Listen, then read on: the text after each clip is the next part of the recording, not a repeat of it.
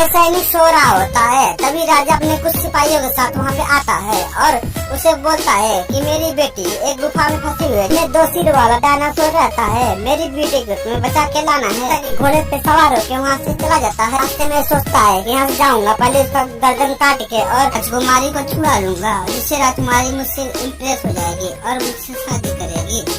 जैसे ही सेनापति वहाँ पहुँचता है, वह डायनासोर का गला काट देता है और राजकुमारी को बचा लेता है, जिससे राजकुमारी उससे इंप्रेस हो जाती है। आगे राजकुमारी के साथ बहुत ही बुरा होने वाला है, यह जानने के लिए अगर आप अपनी माँ से प्यार करते हैं तो हमारे वीडियो को लाइक करके चैनल को सब्सक्राइब जरूर कर लें। सैनिक जैसे ही राजकुमारी को महल में लाता है, महाराज राजकुमारी को उठा के बाहर फेंक देते हैं और उस पिंजरे में एक पंछी को रख देते हैं।